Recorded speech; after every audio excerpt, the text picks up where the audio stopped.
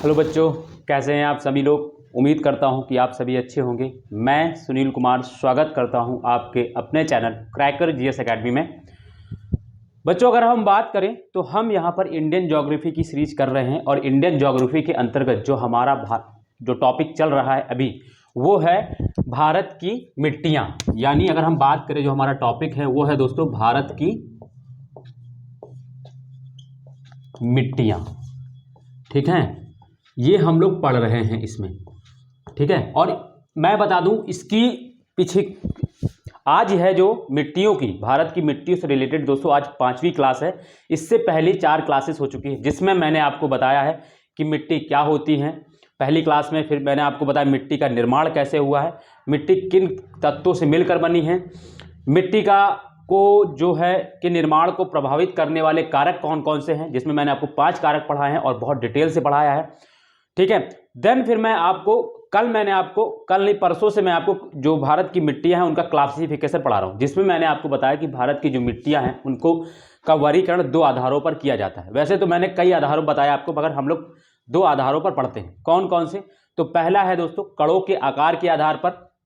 कणों के आकार के आधार पर मैंने बताया आपको जो भारत की मिट्टियां हैं जिनका वर्गीकरण कणों के आधार पर किया जाता है, तो उनमें मैंने आपको बताया 3 प्रकार की होती कणों के आकार के आधार पर। कौन कौन सी? तो बालू मिट्टी, दोमट मिट्टी, चिकनी मिट्टी यानी सैंड सॉइल है ना, लोमी सॉइल एंड दोस्तों क्ले सॉइल। तो 3 प्रकार की होती कणों के आकार के आधार पर, और ये मैं आपको पढ़ा चुका हूं। और फिर कल हम लोगों ने शुरू किया था ICAR के अकॉर्डिंग। मैंने कल आपको शुरू किया था जो भारतीय मिट्टी का वर्गीकरण है ICAR के अनुसार मिट्टियों का वर्गीकरण, भारतीय मिट्टी का वर्गीकरण, ऐसे लिखेंगे भारतीय मिट्टी का वर्गीकरण। तो ICAR ने भारत की जो मिट्टी है उसको बताया है कि भारत में जो है 8 प्रकार की मिट्टी पाई जाती है। यानी 8 प्रकार की मिट्टी जो है भारत में पाई जाती है, किसके अकॉर्डिंग? ICAR के। जिसमें मैंने आपको बताया था पहली मिट्टी जो थी, मैंने आपको बताया पहली कौन सी है दोस्तों? जलोढ़ मृदा, इसको इंग्लिश में दोस्तों एलुवियल सॉइल बोलते हैं। सेकंड है लाल मिट्टी, ठीक है, लाल मिट्टी। थर्ड है लेटराइट मिट्टी,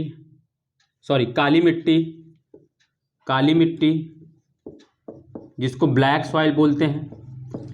फोर्थ है लेटराइट मिट्टी या मृदा बोल सकते हैं, कोई दिक्कत नहीं, जिसको लेटराइट को लेटराइट ही बोलेंगे इंग्लिश में। फिफ्थ है दोस्तों मरुस्थलीय मिट्टी, जिसको सूक्ष्म मिट्टी भी बोलते हैं, मरुस्थलीय मिट्टी, सूक्ष्म मृदा भी बोलते हैं। 6 है पर्वतीय मिट्टी, जिसको वन मृदा भी बोलते हैं, पर्वतीय मिट्टी जिसको माउंटेन सॉइल बोलते हैं, अभी मैं इंग्लिश में भी लिखा दूंगा। 7 है पर्वतीय मिट्टी के बाद 7 है दोस्तों दलदली मिट्टी, जिसको पिटी सॉइल बोलते हैं, दलदली मिट्टी जिसको पिटी सॉइल बोलते हैं। ठीक है, और 8th जो है वो है क्षारीय मृदा, जिसको क्षारीय या लवणीय मृदा भी बोलते हैं, क्षारीय मिट्टी या लवणीय मृदा। तो ये 8 प्रकार की मिट्टी जो है ICAR के अकॉर्डिंग जो है मृदा जो है 8 प्रकार की होती है। ठीक है, जो भारत ICAR क्या है? तो भारतीय कृषि अनुसंधान परिषद, अगर इंग्लिश में बात करें तो Indian council of agriculture research.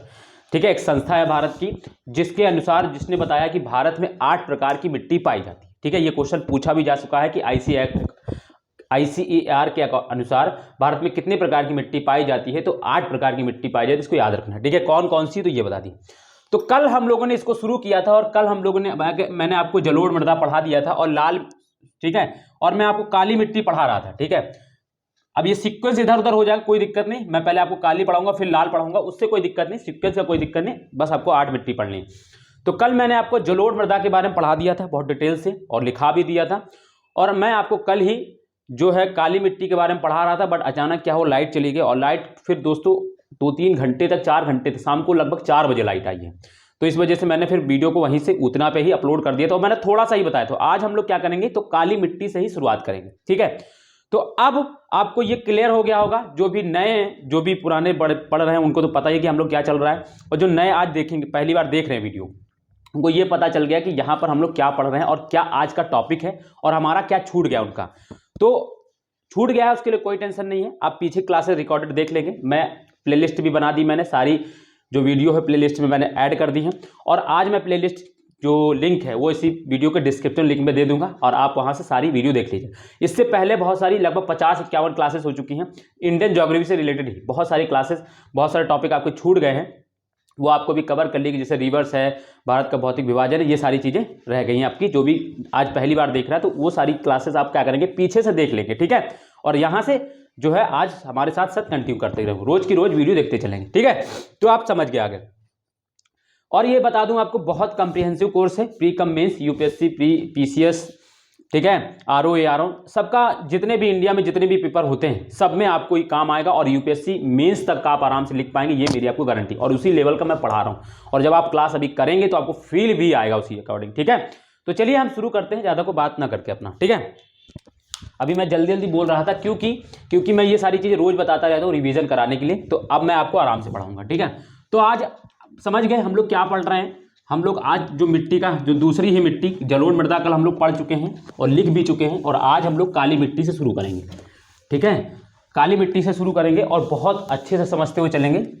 तो अब हेडिंग डालेंगे आप लोग काली मिट्टी, ठीक है। दूसरी मिट्टी है यानी, तो आप लोग अपने नंबर डाल लीजिएगा अपने में, काली मिट्टी, ठीक है, जिसको दोस्तों ब्लैक सॉइल बोला जाता है, ब्लैक सॉइल, ठीक है। मैं आपको पॉइंट बोलता जाऊंगा, आप लिखते चलेंगे मेरे साथ साथ, ठीक है। मैं बोलूंगा लिखते चलिएगा, और मैं जहां पे समझाने वाला होगा मैं खुद ही रुक के समझाऊंगा, पहले पॉइंट लिखाऊंगा फिर समझाऊंगा पॉइंट को, ठीक है। तो आपके पास नोट्स भी बन जाएगा और आप अच्छे से समझ भी जाएंगे उसको, ठीक है। तो लिखें पहला पॉइंट ब्लैक सॉइल में, ऐसे करके पॉइंट डालिएगा आप लोग, ऐसे ऐसे बिंदी बनाते चलिएगा, पहला पॉइंट, फिर इस तरीके से दूसरा, इस तरीके से पॉइंट में पॉइंट लिखते चलिएगा, ठीक है। और मैं पॉइंट पॉइंट समझाता चलूंगा, ठीक है। तो लिखिए काली मिट्टी में पहला पॉइंट लिखेंगे आप, इसे रेगुर अथवा रेगुर, ऐसे मैं इस पॉइंट को लिख दे रहा हूं क्योंकि ये इंपॉर्टेंट है। इसे रेगुर या ऐसे करके कपासी मृदा, यार ये लाइट को क्या होता है जब हम वीडियो बनाते तभी क्यों जाती है। हाँ तो दोस्तों लाइट चली गई, थोड़ा डिस्टर्बेंस हो गया था, ठीक है। तो इसे रेगुर लिखेंगे, पहला पॉइंट में लिखा रहा था, इसे रेगुर या कपासी मिट्टी के नाम से भी जाना जाता है, के नाम से भी जाना, ठीक है, जाता है। पहला पॉइंट तो दोस्तों यही हो जाएगा, ठीक है। पहला पॉइंट यह है कि इसे रेगुर या कपासी मिट्टी के नाम से भी जाना जाता है, इसमें कोई मतलब ऐसा फैक्ट है, बस ये जान। कपासी मिट्टी से क्यों कहा जाता है, तो ये इसलिए कहा जाता है क्योंकि इस मिट्टी पर सबसे उपयुक्त फसल है, यानी इस मिट्टी पर कपास का बहुत अच्छा उत्पादन होता है। इसीलिए दोस्तों महाराष्ट्र एवं गुजरात का जो इलाका है वो कपास उत्पादन के क्षेत्र में भारत में अग्रणी क्षेत्र है। क्यों? क्योंकि दक्कन के पठार की, या कह ले दक्कन का पठार, ये जो क्या कहते हैं, हम बात करें काली मिट्टी, ये महाराष्ट्र, पूरा जो महाराष्ट्र है, ठीक है, और गुजरात का जो कुछ इलाका है, और बात करें तो उत्तरी कर्नाटक है, और क्या कहते हैं दक्षिणी पश्चिमी आंध्र प्रदेश है, और पश्चिमी तेलंगाना है। ये जो क्षेत्र है ये कपास उत्पादन के लिए बहुत अच्छा क्षेत्र है, ठीक है। तो इसलिए इसे कपासी मिट्टी भी कहा जाता है, ठीक है। तो ये हो गया पहला पॉइंट। दूसरा, चलिए मैं लिख ही देता हूं, आप साथ साथ लिखते चलिएगा। दूसरा पॉइंट क्या है इस मिट्टी में, तो इस मिट्टी का निर्माण लिखेंगे, इस मिट्टी का निर्माण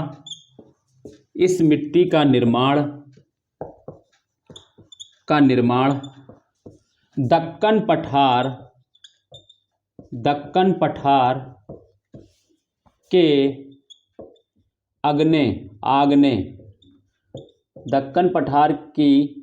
पठार के आग्नेय सेलो के अपर्दन के अपक्षय के, इस मिट्टी का निर्माण दक्कन पठार की आग्नेय सेलों के अपक्षय से हुआ है। तो इस मिट्टी का निर्माण जो है दक्कन पठार की आग्नेय शैलों के अपक्षय से हुआ है। अब मैंने आपको दक्कन के पठार के बारे में पढ़ाया है, जब मैं आपको भारत का भौतिक विभाजन पढ़ा रहा था तब मैंने आपको दक्कन का पठार पढ़ाया था, ठीक है। दक्कन का पठार पढ़ाया था, उसमें भी मैंने ये मिट्टी वाला एरिया मैंने कुछ आपको बताया था। तो जैसे अगर हम बात करें दक्कन का पठार कौन सा है, तो देखिए आप हमको थोड़ा सा मैं आपको बता देता हूँ, ठीक है। दक्कन का पठार पहले मैं थोड़ा सा आपको एक एक्सप्लेन कर देता हूँ कि दक्कन का पठार आखिर हम लोग बोलते किसे हैं। तो दोस्तों जैसे कि जो ये विंध्य पर्वत है, ठीक है, ये जो विंध्य पर्वत है, इस विंध्य पर्वत के जब हम साउथ में चलते हैं, जैसे ये विंध्य पर्वत है, इस विंध्य के जब हम साउथ में चलते हैं इधर की ओर, और यहाँ पर एक रिवर होती है दोस्तों, ये भी जान लीजिएगा, यहाँ पर एक रिवर होती है, इसका नाम है कृष्णा नदी, ठीक है। इस कृष्णा नदी से ऊपर का जो इलाका है, यानी ये विंध्य से लेकर और कृष्णा नदी के बीच का जो इलाका होता है, इसको दक्कन बोला जाता है। ये जो इलाका है इसको दक्कन बोला जाता है, ठीक है। कृष्णा नदी के नॉर्थ से लेकर और विंध्य के दक्षिण से लेकर जो बीच का जो इलाका है उसको दोस्तों दक्कन का इलाका, उसको दक्कन बोलते हैं, ठीक है, ठीक है, मैंने बताया था। और यहीं पर दोस्तों क्या है, यहीं पे क्या है, दक्कन का पठार है। और इसी दक्कन के पठार जो है कैसे बना है, तो ये आग्नेय शैलों से बना। आग्नेय शैल कैसे बनती, तो जब ज्वालामुखी विस्फोट होता है, और ज्वालामुखी विस्फोट होने से उसका जो मैग्मा है, जब वो अर्थ पर क्या होता है, जब फैल जाता है, अर्थ पर जब फैल जाता है और जब ठंडा हो जाता है, और ठंडा होने के बाद जिस चट्टान का निर्माण होता है उसको आग्नेय चट्टान कहा जाता है। इस चीज़ को याद रखिएगा, हमेशा याद रखिएगा। आग्नेय चट्टान जो है वो मूल चट्टान होती है। बाकी जो चट्टानें हैं, जैसे हम जानते हैं कि जो विश्व में या कह लें पूरी दुनिया में 3 प्रकार की चट्टानें पाई जाती हैं।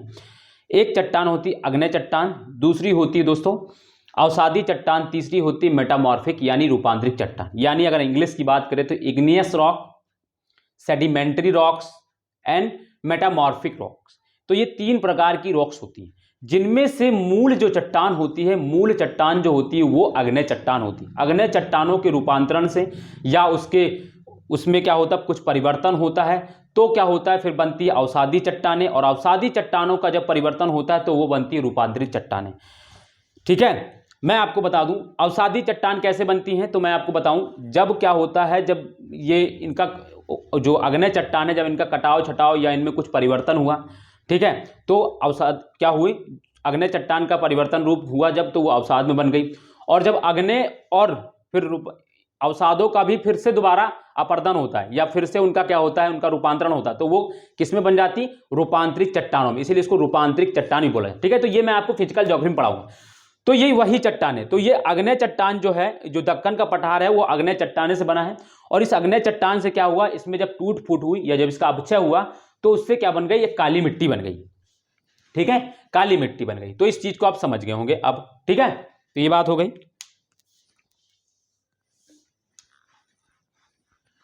फिर इसमें नेक्स्ट पॉइंट लिखेंगे, इस मिट्टी में अनेक प्रकार के लिखेंगे, नेक्स्ट पॉइंट लिखेंगे, इस मिट्टी में अनेक प्रकार के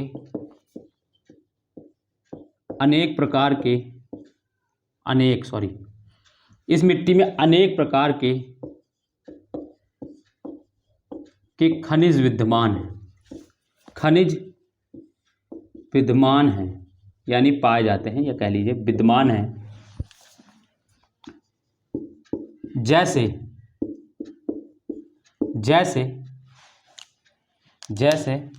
लोहा,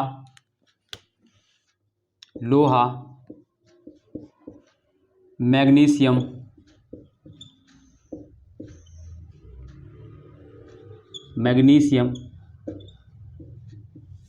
चूना तथा एल्युमिनियम,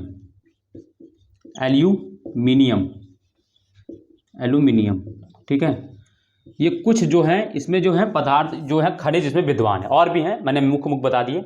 अब ये खनिज कैसे आते हैं, तो आप लोग ये भी जानते हैं कि जो अर्थ है, अर्थ में दोस्तों मैंने बताया था कि अर्थ की 3 लेयर होती हैं, ठीक है, जिसमें ऊपर जो होता है ये क्रस्ट है, जिस पर हम लोग खड़े हैं, ये क्रस्ट बोलते हैं इसको, ठीक है। और क्रस्ट के नीचे एक और परत होती है जिसको दूसरी जो परत है उसको मेंटल बोलते हैं। मेंटल में एक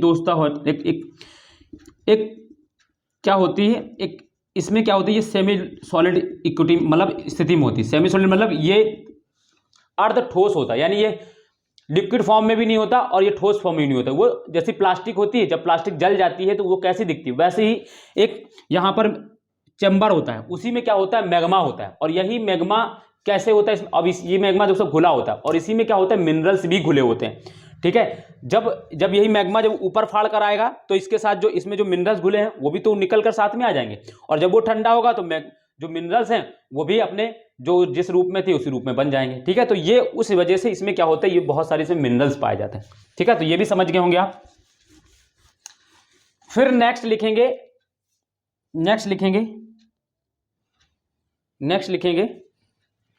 इस मिट्टी में, लिखेंगे लिस्टे में, इस मिट्टी में, है ना, ये तो मिनरल्स अधिकता है। अब इसमें कुछ इस मिनरल में, इस मिट्टी में लिखेंगे, इस मिट्टी में नाइट्रोजन मैंने बताया है अर्थ पे, हमारे भारत में कोई भी मिट्टी हो उसमें नाइट्रोजन, NPK, नाइट्रोजन, फास्फोरस और पोटास, ये 3 चीज़ों की कमी पाई जाती है। इनका रेशियो जो है हमारे भारत में बहुत कम होता है। तो नाइट्रोजन, फास्फोरस, है ना, इस मिट्टी में नाइट्रोजन, फास्फोरस व कार्बनिक पदार्थों की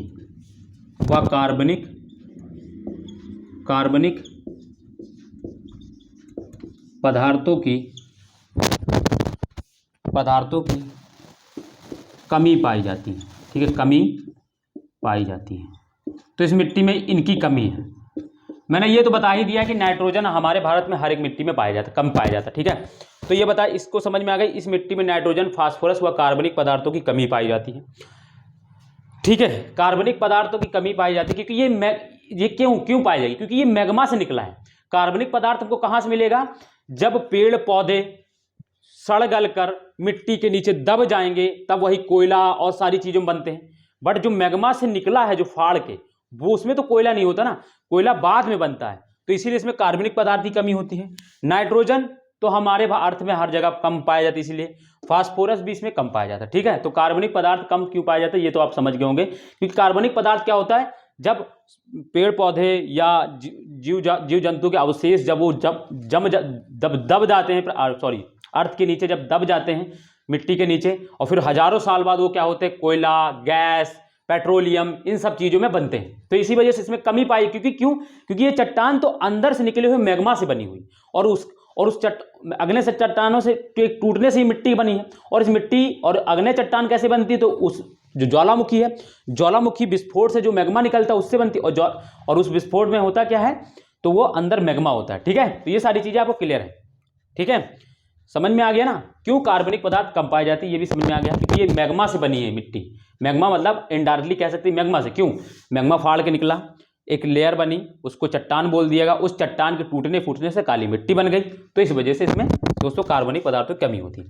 समझते चलना है बस खाली, किसमें क्यों कमी होती है। तो नाइट्रोजन मैंने बता ही दिया, हर जगह कम पाया जाएगा आपको। फास्फोरस भी कम रहता है, पोटास, फास्फोरस कम होता है हमारे भारत में, मतलब मिट्टी में। तो नाइट्रोजन, फास्फोरस, पोटास, ये हम जानते हैं कि हमारे भारत की मिट्टी में कमी पाया जाती है। ये दो तो समझ ही गए। कार्बनिक पदार्थ क्यों कम पाया जाता है ये भी आप समझ गए, मैंने बता ही दिया। तो ये हो गया इसमें, ठीक है। अब हम बात करते हैं इस मिट्टी का रंग काला क्यों है, ठीक है। चलिए मैं लिखता हूं, चलिए पॉइंट लिखेंगे मेरे साथ साथ, मैं बोल दे रहा हूं इस मिट्टी का रंग लिखेंगे। चलिए मैं बोल रहा हूं, आप लिखिए।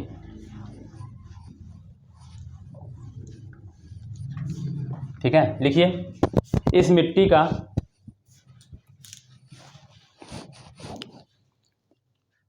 मिट्टी का काला रंग, लिखिए इस मिट्टी का काला रंग टाइटेनीफेरस मैग्नेटाइट,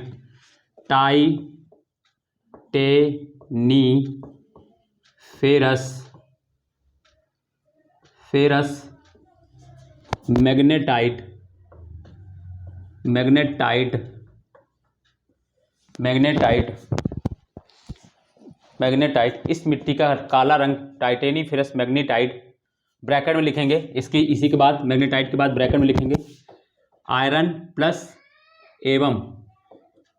एवं मैग्नीशियम यानी Mg का यौगिक मतलब कंपाउंड, यौगिक मतलब क्या होता है, कंपाउंड। जब इन दोनों का यौगिक बनता है तब इसको टाइटेनीफेरस इसको बोला जाता है, ठीक है, का यौगिक, ब्रैकेट बंद करेंगे। लेकिन की उपस्थिति के कारण होता है, की उपस्थिति के कारण होता है। इस मिट्टी का काला रंग टाइटेनिफेरस मैग्नेटाइट ब्रैकेट में लिखेंगे आयरन प्लस मैग्नीशियम का यौगिक की उपस्थिति के कारण होता है। ठीक है, तो अब आप समझ ही गए हैं कि मिट्टी के अर्थ के नीचे से ये निकली है, ये चट्टान बनी है अग्नेय चट्टान, और अग्नेय चट्टानों के टूटने फूटने से काली मृदा बनी, और अग्नेय चट्टान मैग्मा से बनी, और मैग्मा में क्या होता है, एल्युमिनियम, लोहा, आयरन, मैग्नीशियम, ये अधिकता होती है, और इसमें भी आयरन ये बहुत ज़्यादा इसमें प्रचुर मात्रा में पाया जाता है, आयरन और मैग्नीशियम, इसी वजह से इसका रंग बहुत अधिक मात्रा में काला होता है। तो अब आपको समझ में आ गया होगा। देखो मैं आपको थोड़ा सा डिटेल नहीं ले जाना चाहता हूं, क्योंकि फिर उसका कोई रीज़न नहीं, फिजिकल ज्योग्राफी में ये सब पढ़ते हैं, यहाँ पर दोबारा से फिर मुझे बहुत टाइम लेना पड़ेगा। देखो मैं आपको समझा देता हूँ।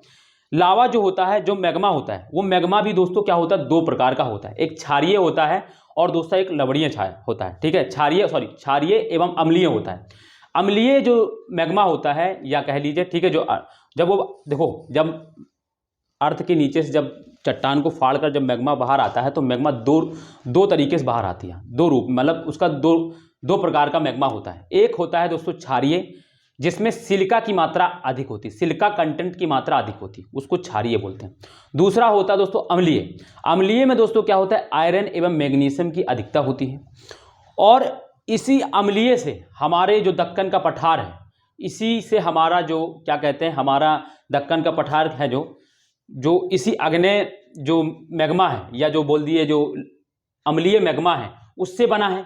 और अम्लीय मैग्मा में हम बता रहे हैं कि हमने क्या बताया, मैग्नीशियम और आयरन की अधिकता है, और मैग्नीशियम और आयरन का जो कंपाउंड होता है उसको क्या बोला जाता है, टाइटेनिफेरस बोला जाता है। इसी वजह से इस मिट्टी का रंग काला है। अब समझ में आ गया कि अम्लीय होने की वजह से इस मिट्टी का रंग काला है। अगर ये क्षारीय होता तो मिट्टी का रंग काला नहीं होता, क्योंकि उसमें सिलिका की मात्रा अधिकता होती है, और सिलिका का रंग काला नहीं होता है। ठीक है, तो इस वजह से ये इसका कंपाउंड होता है टाइटेनिफेरस का। ठीक है, तो ये समझ में आ गया होगा। ठीक है, नेक्स्ट पॉइंट लिखेंगे इसमें, नेक्स्ट पॉइंट लिखेंगे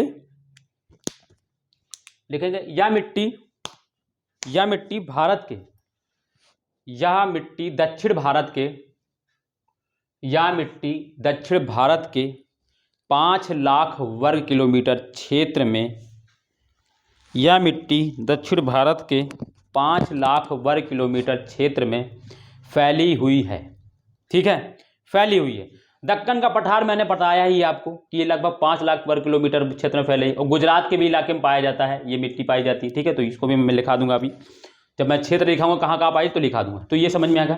ठीक है, इसका अधिकांश विस्तार लिखेंगे, अगला पॉइंट लिखेंगे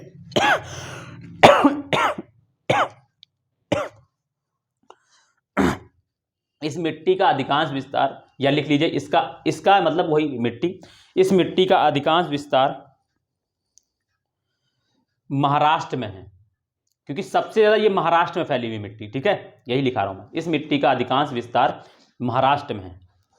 ठीक है, तो आपसे अगर कभी पूछा जाए कि काली मिट्टी का सबसे अधिक विस्तार किस राज्य में है, तो काली मिट्टी महाराष्ट्र में। ठीक है, महाराष्ट्र में। इसके बाद लिखेंगे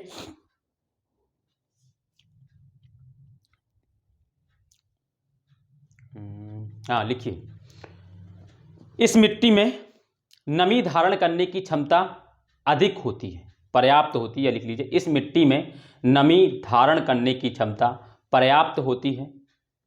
इस मिट्टी में, अगला पॉइंट लिखेंगे, इस मिट्टी में नमी धारण करने की क्षमता पर्याप्त होती है। ठीक है, इस मिट्टी में नमी धारण करने की क्षमता पर्याप्त होती है, हो गया। नेक्स्ट पॉइंट लिखेंगे, यह मिट्टी गीली होने पर चिपचिपी हो जाती है। यह मिट्टी गीली होने पर चिपचिपी हो जाती है, जबकि सूखने पर यह मिट्टी गीली होने पर चिपचिपी हो जाती है, जबकि सूखने पर इसमें दरारें पड़ जाती हैं, लिखिए, अभी मैं समझा रहा हूँ इसको, इसमें दरारें पड़ जाती हैं। इसीलिए इस मिट्टी को या इसे जो भी लिखना चाहें, इसीलिए इस मिट्टी को स्वतः कृषि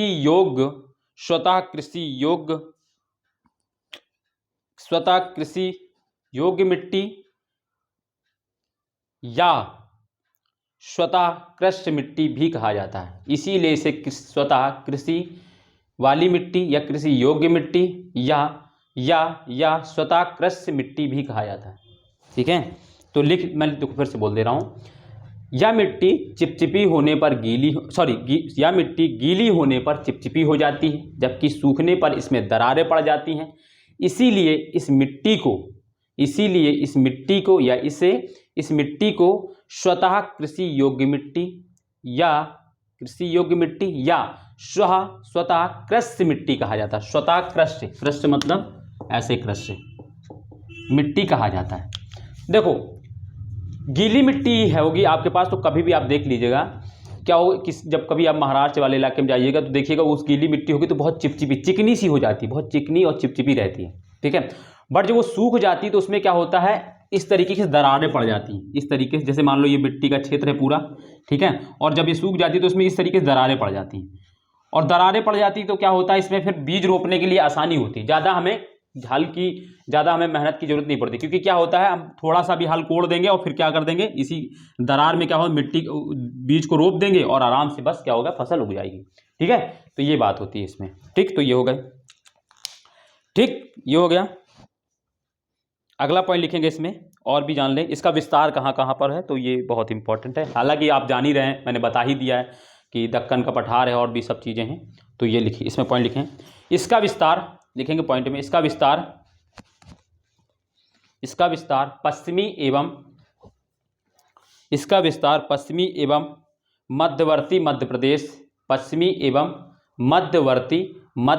इसका विस्तार पश्चिमी एवं मध्यवर्ती मध्य प्रदेश। अभी मैं क्षेत्र बता रहा हूँ, उसको थोड़ा सा लिख लें। महाराष्ट्र कॉमा करके, महाराष्ट्र तथा गुजरात के अधिकांश भाग, महाराष्ट्र तथा गुजरात के अधिकांश भाग, कॉमा, देखो इस मिट्टी का विस्तार पश्चिमी तथा मध्यवर्ती मध्य प्रदेश, महाराष्ट्र तथा गुजरात के अधिकांश भाग, कॉमा, कर्नाटक का उत्तरी भाग, कॉमा, तेलंगाना तथा आंध्र प्रदेश के पश्चिमी भाग में है। तेलंगाना तथा आंध्र प्रदेश के पश्चिमी भाग में है। ठीक है, तो आप समझ रहे होंगे। देखो, जैसे कि अगर मैं आपको ये मैप बना के दिखाऊं, देखो 1 सेकंड बस लगेगा, थोड़ा सा मैं समझा देता हूं इसको। तो ये ठीक है, ये है, मान लो ये मध्य प्रदेश है, मान लो ये गुजरात है, ये महाराष्ट्र है, ये तेलंगाना है, ये तेलंगाना, ये बॉर्डर इस तरीके से, यहाँ पे मान लो तेलंगाना है, ये आंध्र, इमेजिन करना है, और फिर ये कर्नाटक है। ठीक है, इस तरीके से। तो इस मिट्टी का तो गुजरात में अधिकांश क्षेत्र विस्तार है, पूरा महाराष्ट्र मैंने बता ही दिया है, उसमें कोई दो राय नहीं है। ये और ये मध्य प्रदेश का ये वाला इलाका, मध्य प्रदेश का ये वाला इलाका इतना, ठीक है, ये इतना इलाका, और ये आंध्र प्रदेश का ये वाला इलाका, उत्तरी कर्नाटक का ये वाला इलाका, तेलंगाना और आंध्र प्रदेश का और उत्तरी ये वाला इलाका। तो इस तरीके से ये फैली हुई है। ठीक है, इस तरीके से ये फैली हुई है। ठीक है, तो मैंने जो लिखा है उसी को समझा दिया है। ठीक है, तो ये हो गया। अब इसमें लिखे, इसमें कौन कौन सी फसल उगा सकते हैं, तो आप जान ही रहे हैं, जैसे कपास है, खट्टे फल हैं, सब्जियां हैं, सूरजमुखी है, ये फसलें इसमें उगती हैं। तो लिख लें, मैं बोल रहा हूं, लिख लें फटाक से आप लोग, इसमें कौन कौन सी फसल उगाई जाती है। तो इसमें कपास, मोटे अनाज में जैसे साउथ में क्या उगाया जाए, रागी, मोटे अनाज में रागी जिसे, तो आप लिखेंगे इसमें कपास, मोटे अनाज, कौमा, तंबाकू भी उत्पादन होता है इसका, तंबाकू, तिलहन भी हो जाता है, कौमा करके, सूरजमुखी,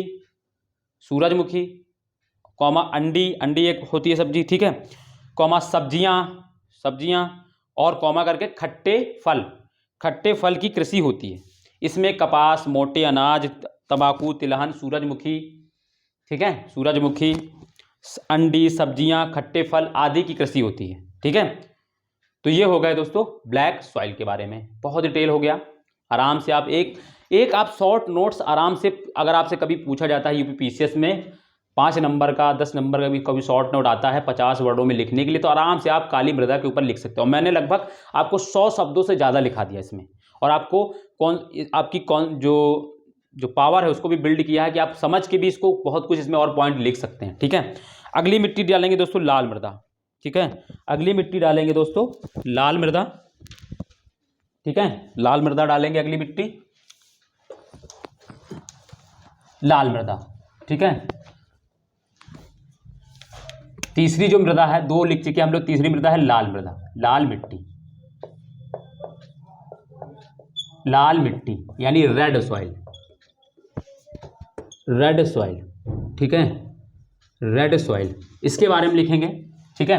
लिखते चलेंगे, फिर मैं इसको समझाऊंगा, ठीक है। इस मिट्टी का निर्माण, इस मिट्टी का निर्माण रूपांतरित चट्टानों के, इस मिट्टी का निर्माण लिखेंगे फिर समझाऊंगा। इस मिट्टी का निर्माण रूपांतरित चट्टानों के, रूपांतरित मैं लिख दे रहा हूं, रूपांतरित अंकी बिंदी चट्टानों, इस मिट्टी का निर्माण रूपांतरित चट्टानों के अपक्षय व अपर्दन से, अपक्षय व अपर्दन, व अपर्दन से हुआ है। इस मिट्टी का निर्माण रूपांतरित चट्टानों के अपक्षय व अपर्दन से हुआ है, ठीक है। पहला पॉइंट हो गया, कोई दिक्कत नहीं समझने में। मैंने बताया अर्थ में 3 प्रकार की चट्टानें पाई जाती हैं, आग्नेय चट्टानें, अवसादी चट्टानें, रूपांतरित चट्टानें। तो रूपांतरित चट्टानों में जब अपक्षय एवं अपर्दन होता है, यानी उसमें जब टूट फूट होता है, तो लाल मिट्टी का निर्माण होता है, ठीक है। कोई दिक्कत नहीं है, इसमें कोई दिक्कत नहीं है। मैंने आपको इतनी बार बता दिया कि इस पृथ्वी पर 3 प्रकार की चट्टानें पाई जाती है कि आपको वैसे ही याद हो गया होगा। मृदा पढ़ते पढ़ते आपको चट्टानों के बारे में बहुत कुछ पता चल गया, ठीक है। तो ये जान लीजिए, ठीक। पहले पॉइंट ये होगा, इस मिट्टी का निर्माण, सॉरी, इस मिट्टी का लाल रंग, इसे लाल मृदा क्यों कहा जाता है, तो ये जान लें। इस मिट्टी का लाल रंग, इस मिट्टी का लाल रंग iron oxide, iron oxide, iron oxide, iron oxide की उपस्थिति के कारण होता है। इस मिट्टी का लाल रंग आयरन ऑक्साइड की उपस्थिति के कारण होता है, आयरन ऑक्साइड की उपस्थिति के कारण होता है, ठीक है। इसमें आयरन ऑक्साइड मतलब इसमें जो लोहा है, लोहा इसमें बहुत प्रेजेंट होता है, इस वजह से इसमें क्या होता है, ये लाल रंग का होता है। आयरन मतलब आयरन ऑक्साइड, ठीक है, होता है, ठीक है, आयरन ऑक्साइड की वजह से, ठीक है।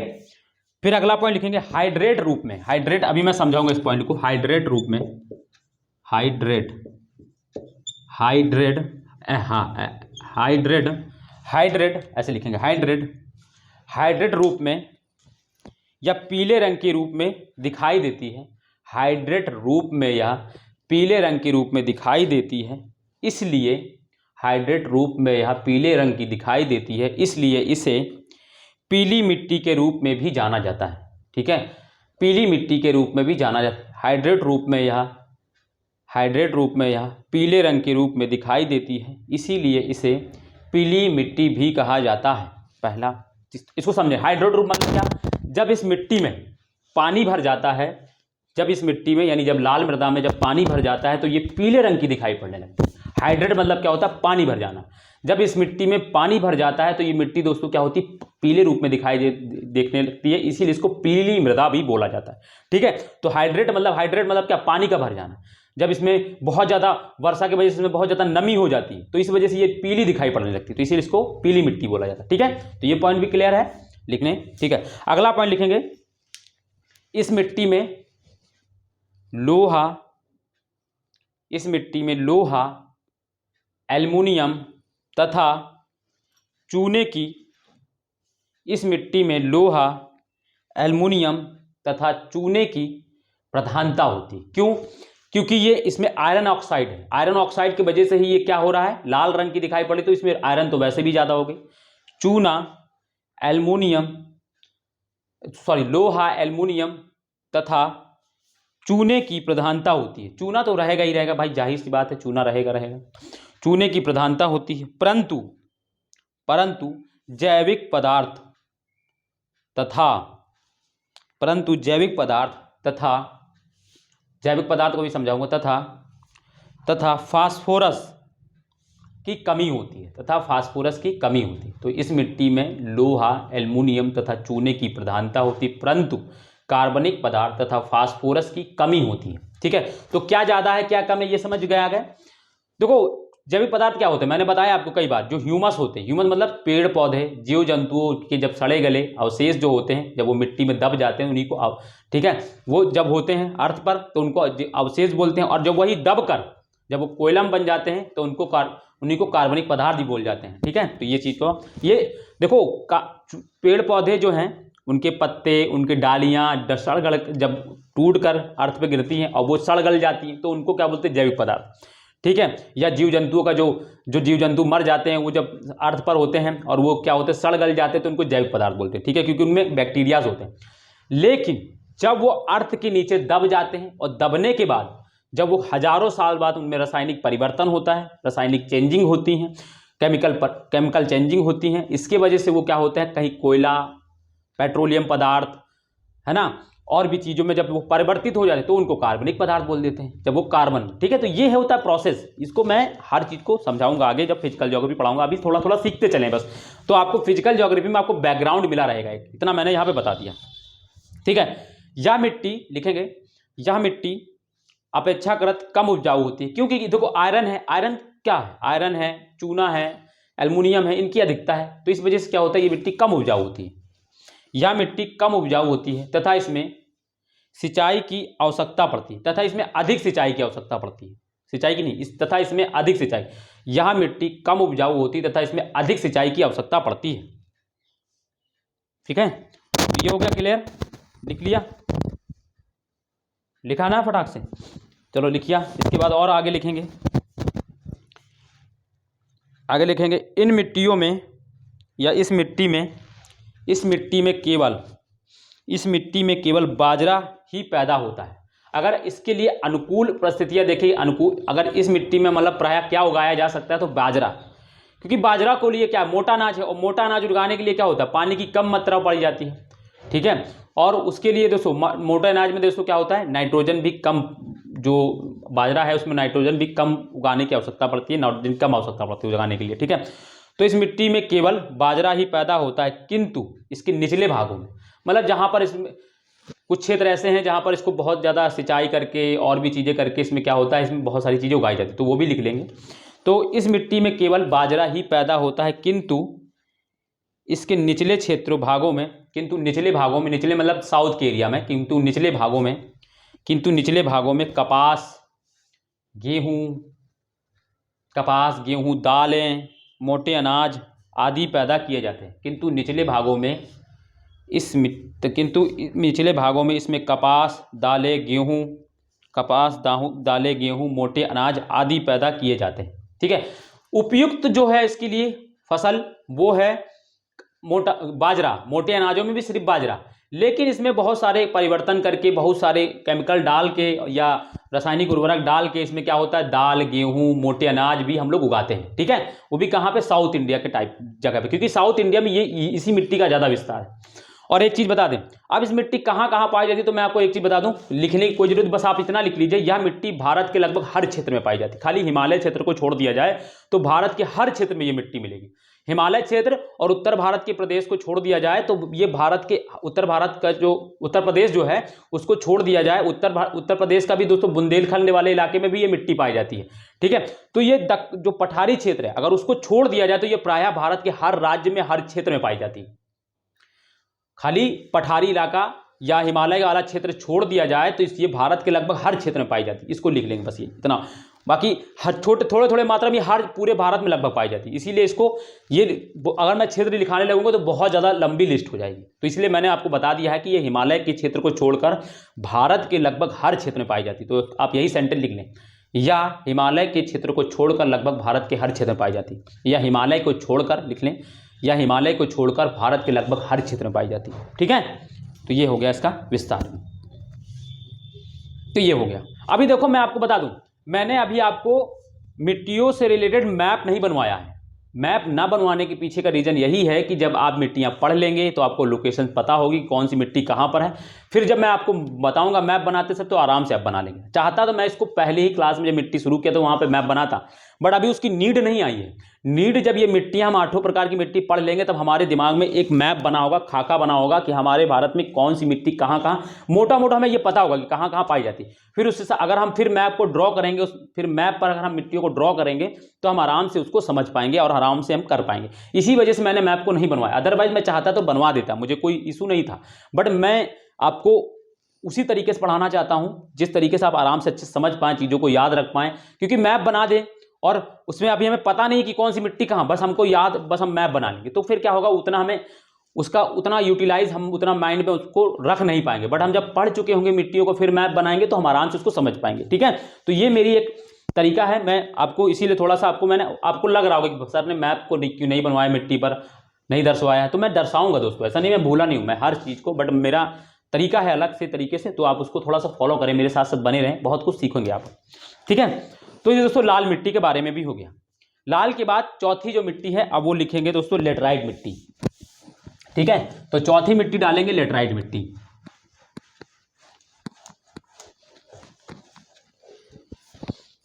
चौथी जो मिट्टी है वो डालेंगे लेटराइट मिट्टी,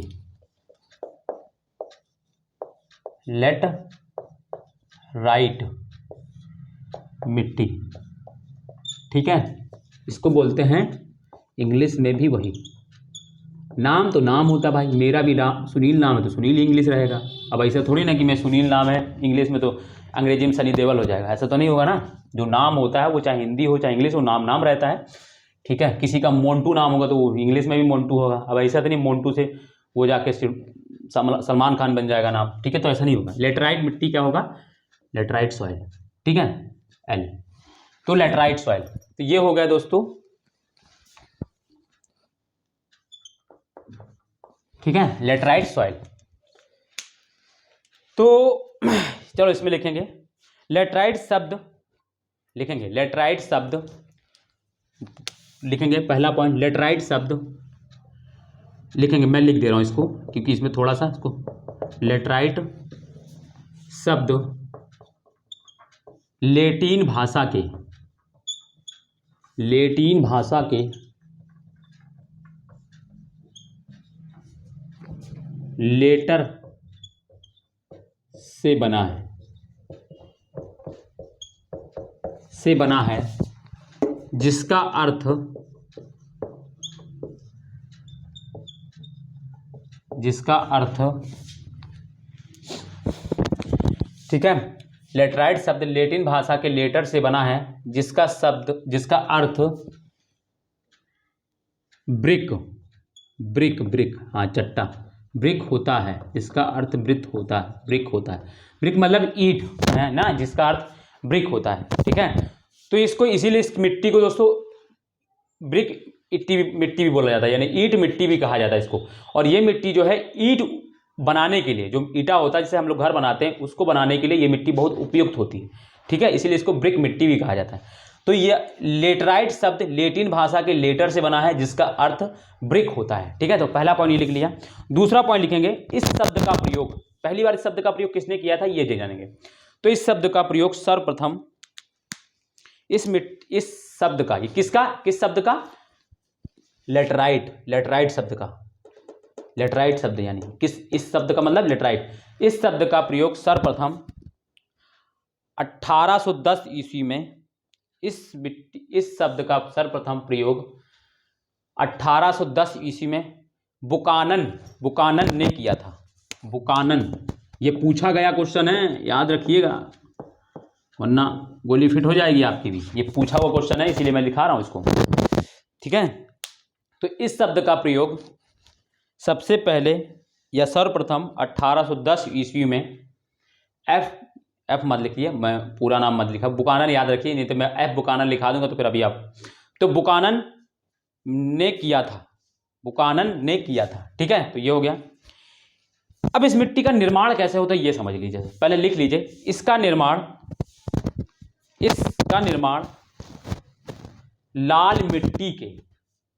लाल मिट्टी के निछालन प्रक्रिया से हुआ है। यानी इस मिट्टी जो लिखेंगे, मैं लिख दे रहा हूं इस पॉइंट को, बहुत जरूरी है। इस मिट्टी का निर्माण किसका? लाल मिट्टी का। इस मिट्टी का निर्माण लाल मिट्टी की, लाल या पीली जो मैं बोलते हैं हम लोग, लाल मिट्टी, इस मिट्टी का निर्माण लाल मिट्टी के निछालन प्रक्रिया से हुआ है। निछालन प्रक्रिया से हुआ है। अब इसको समझेंगे, प्रक्रिया से हुआ है। इस मिट्टी का निर्माण लाल मिट्टी के निछालन प्रक्रिया से हुआ है।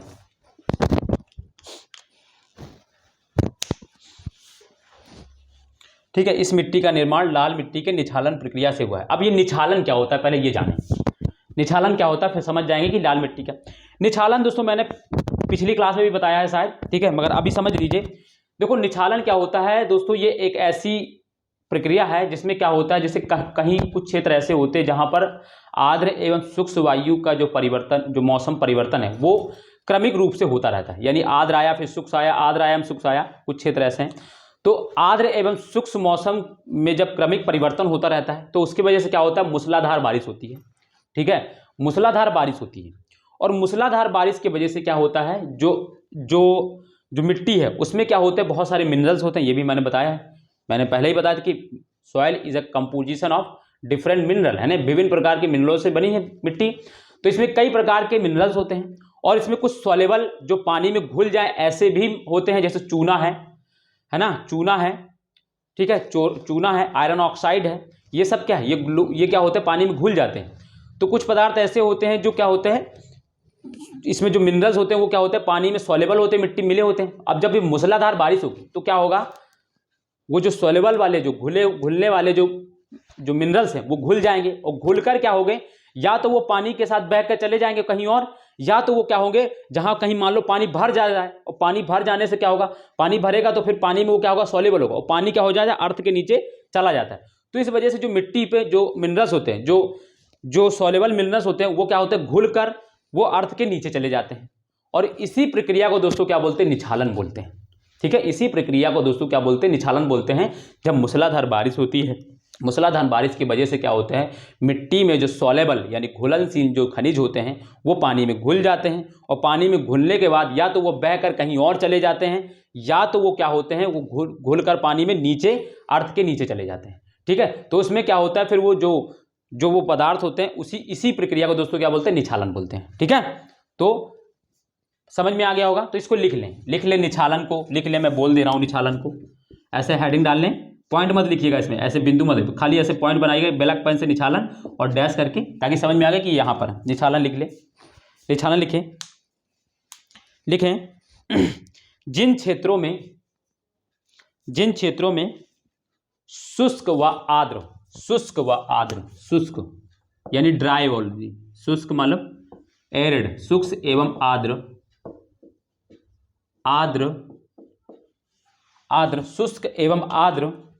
शुष्क एवं आर्द्र मौसम की दशाएं, शुष्क एवं आर्द्र मौसम की दशाएं क्रमिक रूप से पाई जाती हैं। जिन क्षेत्रों में शुष्क एवं आर्द्र मौसम की दशाएं क्रमिक मतलब लगातार, शुष्क जाएगा तो आर्द्र आएगा, फिर ऐसे पाया जाता है, क्रमिक, एक के जाने के बाद दूसरा, क्रमिक रूप से पाई जाती हैं, वहाँ अधिक वर्षा के समय मृदा से चूना व सिलिका जैसे तत्व बहकर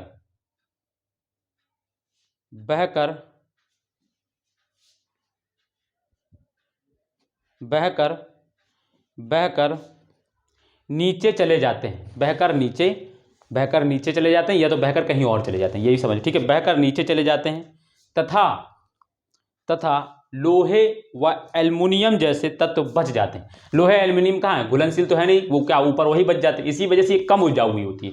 ठीक है, तो मैंने क्या लिखा है, जिन क्षेत्रों में शुष्क व आर्द्र मौसम की दशाएं क्रमिक रूप से पाई जाती हैं, वहाँ अधिक वर्षा के समय मृदा से चूना व सिलिका जैसे तत्व या सिलिका जैसे खनिज बहकर नीचे चले जाते हैं तथा लोहा व एल्युमिनियम जैसे तत्व बचे रह जाते हैं। ठीक है, बचे रह जाते हैं। इसी वजह से ये क्या होता है, कम उपजाऊ होती है, क्योंकि लोहा और एल्युमिनियम भाई चूना है, ये क्या होता है, ये हमारे उत्पादन क्षमता को बढ़ाता है। ठीक है, तो ये जान लो। लेटराइट मिट्टी का स्वरूप लिखे, ठीक है, फिर अगला पॉइंट इसमें लिखेंगे। लेटराइट मिट्टी का स्वरूप ईंट जैसा होता है। ठीक है, मैंने बताया है ना, स्वरूप ईंट जैसा होता है। क्यों होता था मैं भी बताता हूँ। लेटराइट मिट्टी का स्वरूप ईंट जैसा होता है जो भीगने पर अत्यधिक कोमल, जब आप कभी कच्चा ईंटा लीजिएगा, कच्चे ईंटे को कभी क्या करिएगा, पका नहीं, कच्चा ईंटा, उसको पानी में भिगो दीजिएगा तो एकदम मिट्टी बहुत ज़्यादा सॉफ्ट हो जाती है वो मिट्टी। ठीक है, बहुत ज़्यादा कोमल हो जाती है। लेकिन जब वो क्या होता है, वही सूख जाता है तो बहुत कठोर हो जाता है ना। तो यही लिखना है। तो लिखना है लेटराइट मिट्टी का स्वरूप ईंट जैसा होता है जो भीगने पर अत्यधिक कोमल तथा सूखने पर कठोर हो जाती है ठीक है, सूखने पर कठोर हो जाती है। अब इसमें अगला पॉइंट लिखेंगे। ठीक है, समझ गए, इसमें कोई दिक्कत नहीं है, ये तो कोई समझाने वाला सा कोई पॉइंट नहीं है। इस मिट्टी लिखेंगे, इस मिट्टी में नाइट्रोजन चूना तथा फास्फोरस, इस मिट्टी में नाइट्रोजन चूना तथा फास्फोरस की मात्रा कम होती है। इस मिट्टी में नाइट्रोजन चूना फास्फोरस की मात्रा कम होती है, क्योंकि ये घुल कर क्या होते हैं, नीचे चले जाते हैं। तो भाई क्या जाहिर सी बात है, चूना घुल जाता है, ये घुल के क्या होते हैं, नीचे चले जाते हैं, तो मिट्टी में इस क्या होगा, वो जाहिर सी बात में कमी होती है, जिससे ये कृषि के लिए अधिक उपयोगी नहीं है।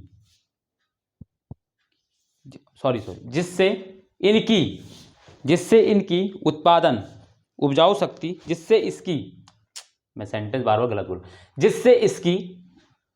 देखो फिर से लिखो, इस मिट्टी में नाइट्रोजन चूना फास्फोरस की कमी पाई जाती है, जिससे इसकी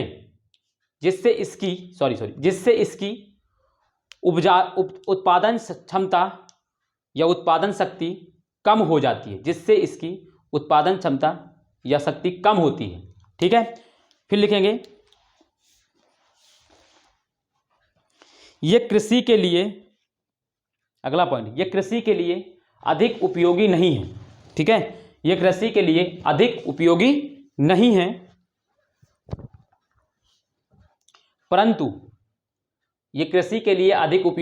परंतु इसमें घास और झाड़ियां उग जाती हैं, है ना। परंतु इसमें घास और झाड़ियां उग जाती हैं, अपने आप उग जाती हैं इसमें। ठीक है, अब इसमें कौन कौन सी फसलें हैं तो वो लिख लें। ठीक है, फसलें कौन कौन सी है तो ये लिख लें। जैसे इसमें हम बात करेंगे तो जैसे देखो, हालांकि इसमें जैसे कि अगर हम बात करें जो लेटराइट मिट्टी, अगर इस लेटराइट मिट्टी में अगर हम चूना मिला दे दें, ठीक है, चूना मिला दें तो इसमें हम बहुत कुछ उपजा सकते हैं। ठीक है, चूना मिला के जैसे हम इसमें गेहूं उगा सकते हैं, रागी है, चाय है, कपास है, ये सारी चीज़ें उगा सकते हैं। तो यही लिखना है पॉइंट, इसमें लिखेंगे फसलें कौन कौन सी, जैसे कौन कौन सी फसल उगा सकते हैं तो लिख लें, चावल है, फसल डाल लें और डैश करके चावल है, रागी है, गन्ना है, विशेष रूप से कॉमा, फिर आगे लिखना है रागी, गन्ना, चावल, विशेष रूप से चाय, कॉफ़ी और काजू का उत्पादन किया जा सकता है, का उत्पादन किया जा सकता है। ठीक है, होता नहीं, किया जा सकता है। ठीक है, और फिर किन किन क्षेत्रों में ये मिट्टी पाई जाती है ये भी लिख लें। ये मिट्टियाँ पश्चिमी घाट, ये मिट्टियाँ पश्चिमी घाट, कॉमा, ये मिट्टियाँ पश्चिमी घाट, कॉमा, छोटा नागपुर का पठार, कॉमा, तमिलनाडु, कॉमा, ये मिट्टियाँ पश्चिमी घाट, कॉमा, छोटा नागपुर का पठार, comma, Tamil Nadu, comma, Andhra Pradesh, comma, Telangana, Orissa, Assam के पश्चिमी क्षेत्र, जो गारो खासी जयंती वाला जो क्षेत्र है वही, असम के पश्चिमी क्षेत्र तथा राजमहल की पहाड़ियों में मिलती है। अब ये राजमहल की पहाड़ियाँ कहाँ हैं आप लोग बताएंगे, मैंने पढ़ाया है, आप लोग कमेंट करके मुझे बताएंगे कि राजमहल की पहाड़ियाँ किस राज्य में है। राजमहल की जो पहाड़ियाँ हैं वो किस राज्य में है, आप लोग कमेंट करके मुझे बताएंगे। ठीक है, तो मैंने लिखा है ये मिट्टियाँ पश्चिमी घाट, छोटा नागपुर का पठार, तमिलनाडु, आंध्र प्रदेश, तेलंगाना, उड़ीसा, असम के पश्चिमी क्षेत्र तथा राजमहल की पहाड़ियों में पाई जाती हैं। ठीक है, तो ये हो गए दोस्तों लेटराइट मिट्टी। ठीक है, तो हम लोगों ने कौन कौन सी मिट्टी कर ली, अगर हम बात करें तो हमने पढ़ ली कौन सी बताओ, जलोढ़ मृदा, काली मिट्टी, लाल मिट्टी, लेटराइट मिट्टी। 4 मिट्टी पढ़ लिए हैं, 4 मिट्टी बची हैं जो हम लोग कल करेंगे। ठीक है, 4 मिट्टी जो अब हम बची हैं, बाकी की जो 4 मिट्टियां बची उसको हम लोग कल करेंगे, आज हम लोग यहीं तक रखेंगे। ठीक है, तो समझ में आया ना, मतलब मजा तो आया होगा पढ़ने में, अच्छा लगा, समझ में सारी चीजें आई होंगी। और कोई भी अगर कमी रहती है, मान लो कुछ चीज़ें नहीं समझ में आती हैं, जो भी अगर आपको लगे कि रिपीटेशन होना चाहिए इसका, मुझे ये चीज़ नहीं समझ में आया पॉइंट, तो आप लोग कमेंट करके बाद में जो रिकॉर्डेड देखेंगे, ठीक है, वो भी उनके लिए भी है कि वो मुझे कमेंट करके बता दें कि मुझे ये चीज़ समझ में नहीं आई है। ठीक है, तो मैं उसका सॉल्यूशन आपको, जैसे कि मान लो अब काफ़ी दिनों बाद कोई वीडियो देखता है तो भाई अब फिर तो वहाँ तो पॉसिबल नहीं होगा, मान लो कोई टॉपिक चल रहा है तो वहाँ पे, बट अगर हो सकेगा तो मैं बता दूंगा। लेकिन मैं आपका सॉल्यूशन इस तरीके से कर सकता हूँ कि आपको मैं क्या करूँगा, एक 2 मिनट की 3 मिनट की वीडियो बनाकर आपको मैं क्या कर दूंगा, व्हाट्सएप पर डाल दूंगा, तो आप उसको समझ लेंगे। ठीक है, मैं इसको अपलोड नहीं करूँगा, व्हाट्सएप ग्रुप है हमारा एक, उसको जान लें, उस व्हाट्सएप ग्रुप में ठीक है आप लोग भी ऐड हो जाएँ जो भी नए हैं। उसका जो है अगर हम नंबर, आप क्या है इस नंबर पर मुझे मैसेज करेंगे 8840486309, इस पे मुझे मैसेज करेंगे और लिखेंगे सर मैं आपकी वीडियो देखता हूं, मुझे ग्रुप में ऐड कर दीजिए, तो मैं आपको ऐड कर दूंगा। और मैं आज इस ग्रुप की लिंक जो है, इसी जो वीडियो है इसके डिस्क्रिप्शन लिंक में भी आपको दे दूंगा, आप वहां से भी पिन करके वहां पे पहुंच जा सकते हैं ग्रुप। ठीक है, तो लिंक मैं 2 लिंक आज दूंगा आपको, एक प्लेलिस्ट की जो आप लोग जो नए हैं जिन्होंने बहुत सारी वीडियो हो चुकी है तो आपको वहां से देख लेना है, दूसरा मैं इस ग्रुप को डाल दूंगा, आप लोग जरूर ऐड हो जाइएगा, क्योंकि वहां पर बहुत सारे मैं जैसे कुछ फैक्चुअल डाटा चीज़ें होती हैं, मैं आपको वहाँ पर PDF प्रोवाइड करा देता हूँ ताकि आपको वहाँ से बहुत सारा सहूलियत हो जाएगा। ठीक है, और भी आगे अभी भविष्य में बहुत सारी फैक्चुअल डाटा वाली चीज़ें आने वाली है, तो मैं आपको वहाँ पर देता रहूँगा, तो आपको बहुत बेनिफिट होगा। ठीक है, तो ये काम आप जरूर कर लें। ठीक है, तो दोस्तों, और हाँ दोस्तों, बस आपको अगर वीडियो अच्छी लगी हो तो वीडियो को लाइक करेंगे, कमेंट करेंगे, सब्सक्राइब करेंगे चैनल को जिन्होंने अभी तक नहीं किया है, और अपने दोस्तों को भी शेयर करेंगे। ठीक है, दोस्तों को शेयर जरूर करें, दोस्तों शेयर करेंगे तभी लोग देखेंगे, जान पाएंगे कैसा क्या यहाँ पर पढ़ाया जा रहा है, और आप लोगों को भी मजा आएगा, क्योंकि जब ज़्यादा लोग रहेंगे तभी तो पता चलेगा कि नहीं कितना कंपटीशन है। तो दोस्तों जब आप लोग बस शेयर करते रहें, ठीक है, शेयर करते रहें, बाकी तो आप लोग समझदार ही हैं। तो चलिए फिर हम लोग आज यहीं तक रखते हैं, बाकी कल मिलेंगे, तब तक के लिए अपना ध्यान रखिए, और जुड़ने के लिए दोस्तों धन्यवाद, वीडियो देखने के लिए धन्यवाद, बाय, नमस्ते, जय हिंद दोस्तों।